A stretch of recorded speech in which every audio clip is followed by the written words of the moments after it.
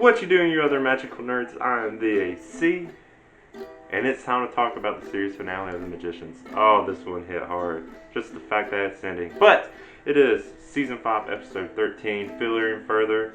The series finale, still hard to believe. I'm going to just try to talk about my initial thoughts on what happened in this episode, the moments I thought were cool or great, or just raise questions. And I'll leave all the feelings for future because I'm going to still talk about The Magicians forever. Right now, man, I have a lot I want to talk about, so it's going to be hard to condense. I'm going to try my best, try not to ramble too much, which I already am. But let's just jump right into this. I've watched the episode as it premiered on TV, and I was kind of just shocked about what I should feel for it. It was weird. I didn't really know. Didn't want the series to end. I had a lot of feelings. It took me until my second watch because I DVR it. Woo, that technology is great, and it helped me bring my thoughts together and to try to make sense of what I was feeling. So first off, the episode starts with a nice little Christmas scene. Compliments to Santa. He reveals to Alice that he left the page in Quentin's desk for her, so it'll be part of her story. And then he also had gifts for everybody else. And it made me wonder, did Santa know, what was going to happen? Because he gives them a lot of gifts, and a lot of them get used either during the whole process that takes place or afterwards. So it's really cool. But then the process starts right away when they get an emergency rabbit from Wrath saying, yeah, they need to come back and do something. So they make a plan. And it ends up being Josh, Elliot, Margot go to Fillory to rapture and then destroy Fillory by turning back the clock with the clock dwarf. Then Katie, Alice, Finn, and Zelda, they go to the Netherlands because the magic should be more stable there, and they're going to try to bloom the world to see why this is going on. But there's a weird thing going on. First off, Plum is there, and she's asking a bunch of questions, and it's kind of weird about what's going on. Because she kind of just comes out of nowhere.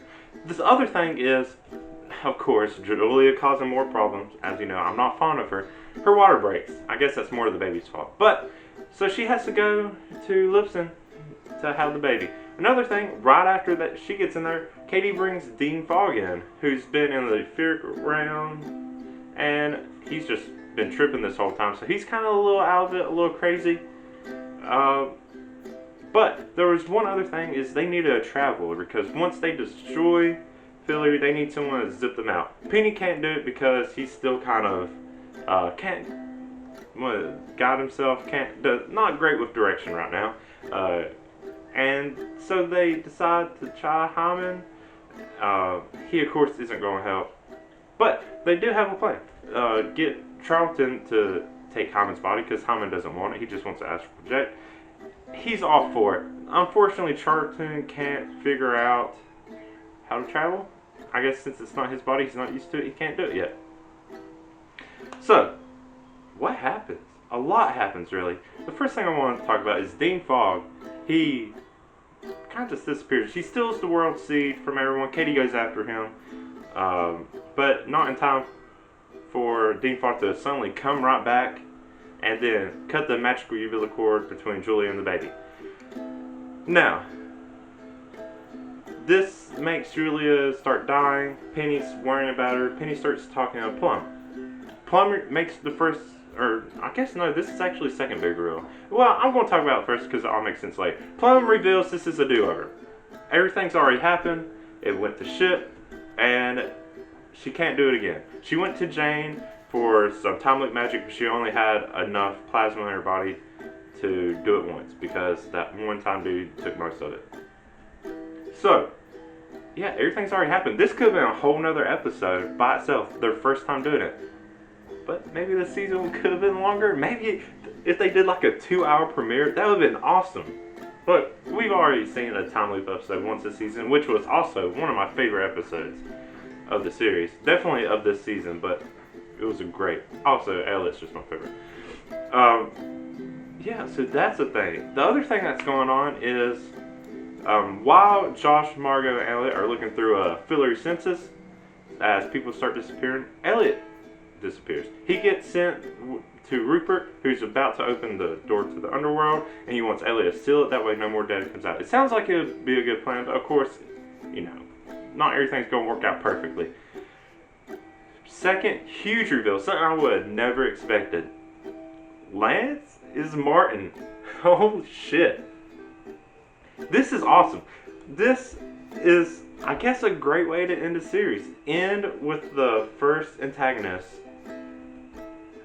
I don't know, I was so shocked. And there hasn't been many things that shocked me in any show. This was just awesome. It's something I never thought about. And then, of course, Martin is able to bring in more people. He stops Rupert and Elliot. Luckily, Rupert and Elliot are able to get away. But it keeps going from there. Elliot, Josh, and Margot are about to go down the slide to the clock.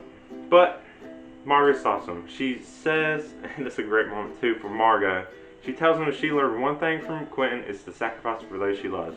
So she tells him that she lied about the shortcut. There was no shortcut. They have to go off without her, and she'll sacrifice herself. It's a really sad, touching moment. Now, moving on from that though, down in the Netherlands, in the library, Alice, Finn, and Zelda, they realize Martin's coming. Zelda sends Alice and Finn away. Zelda stays back, sacrifices herself also, so that she can freeze over the portal so Martin can't make it to Fillory. But she has a nice touching moment. Death for a librarian is only a transfer to a new branch, which was a great thing because, the mention of other branches in the library being transferred, getting stuff, it was kind of a whole library thing, especially with Zelda. And it's so nice. And it's kind of more comforting when she says this because you've seen the Underworld Library. But yeah, Martin just kills her. It's like that. So, we're going to jump back. After Penny realizes this is a time loop, he realizes Dean Fogg remembers time loops. And he did everything for a reason. So they're able to bring the craziness out of Fogg with a poor cat, a big, fat, cute cat, who takes all the craziness away. Dean Fogg explains why he did the cord. It'll send the cord in shock. They'll be able to fix it. Penny attaches the cord from the baby to Penny, to himself. That way, the stress is off of Julia. He's used to the whole psychic thing. But then, Julia, being who she is, realizes she can put the baby to work right away. And she does. So, Margaret's down there eating a sandwich Josh had originally made for the clock door. The best ham sandwich ever. Penny shows up with the baby, of course, because now he can guide himself while he holds the baby. And he does one of the first great lines Josh did when he first showed up. Come to me if you want to live. And it's so nice. It is really nice. So they're saved. And Fillory gets destroyed. And Martin is stuck in Fillory, so I guess he's destroyed too. But you get this big moment of Fillory kind of just blowing up. Just saying farewell. And of course there's touching music and it's sad. But that's it. That's the end of Fillory. Now we skip a little, I guess, probably right away. I assume they did their little ceremony or a little spell to make the seed bloom. It's Margot, Josh, Alice. Alice talks about inward circumstance that she learned from Zelda in her last moment. And Finn gives a nice little talk to the world seed about her memories, but she's like, Fillory's kind of backwards as shit. And she only wants to take the best parts, so she does. They do the similar. The world seed blooms, those four disappear. It leaves just Elliot and Katie, and they're like, the fuck? And so, even further, I have no idea how long, because Fogg's still holding the cat to keep the craziness at bay, and they just talk about what's going on. Apparently, Elliot's became a professor, because he's missed his friend, thought this would help him, it doesn't. So he's sitting there talking, drinking with Charlton and Hyman's body. They realize the bracelet Elliot gets from Santa is actually a configuration bracelet, I think it was called, and this turns Charlton back into his original self. Charlton expresses his feelings about Ellie, and at first I was like, this is kind of out of nowhere, but then if you realize it, no, I guess it makes perfect sense. Charlton, at this point, probably knows Elliot better than anyone else, and Elliot probably, knows more about Charlton than he realizes. So, they kiss, they go upstairs, and that's their story. Then we move on. We see that Rupert actually ended up going to stay with Jane and the Clockbearers, which aren't destroyed, they're just harder to find. And then we see Julie and Penny with their baby, whose name is Hope Quentin, HQ. They're deciding to go searching and traveling on their own little quest to try to find the rest of the group. And then the last scene. Oh, ooh, I'm getting a little chilled. The last scene shows Alice, Margot, Josh, and Finn. They're in their new world, whose bottom of it looks like a little DNA thing. That's cool. They're talking. Apparently the new world kept the opium, which is nice. There's also knives trees, natural pizza ovens, and crispy fields of bacon. Apparently they all got what they wanted, a little bit of. They haven't let anyone else yet, but they're talking about it. They're like, what are we going to do? There's no infrastructure. They're going to have to restart everything. And the episodes wind down. Finn's that literal birth giver, kind of birth mother of this new land. Margot's pretty much already going to be the next leader and the next High King, or the same also, because as the birth mother, Queen bestows this upon her. But yeah, the show ends with Margot about to press the button to let everyone else out, and that's it. That's the end of the series. Now, there was one thing. They mentioned something about, we don't have reps to let everyone know where we're at or give them any messages. But, the rabbits were on the Fillory census list. If they let everyone else out, they can snag up one of those rabbits. But the fact that it's all the people of Fillory, I guess that counts the Lorians. I'm not sure. And all the people, not. This could be potential future stuff about them trying to figure out land disputes and all this stuff. Maybe all the people come together. There's so much potential for more material for this story, but it would be an entirely different story if you think about it. This is a whole new territory they'd be going in. One, they would also have to think of new antagonists. But there's one other thing they haven't explored, which is the old gods. They hinted at it at first. I wanted to see the old gods so bad. And we never did. There was one other thing that never really got cleared up for me, and that's what happened to McAllisters. I thought if, Martin coming back would have shown some of the old McAllisters that died by the fairies, that would have been cool. But the fact that the McAllister thing never got resolved bugs me a little bit. Also because the fairy deal got broken. And when the fairy queen sacrificed herself, she said the fairy deal would never be able to be broken by anyone, but apparently it did because fairies were still being hunted.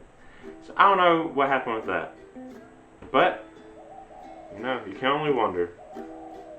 What do you think? I really love this episode. I really love this show. I'm not going to get into my feelings too much. But, yeah, a lot happened. They crammed a bunch in. And the other weird thing is this was a happy ending.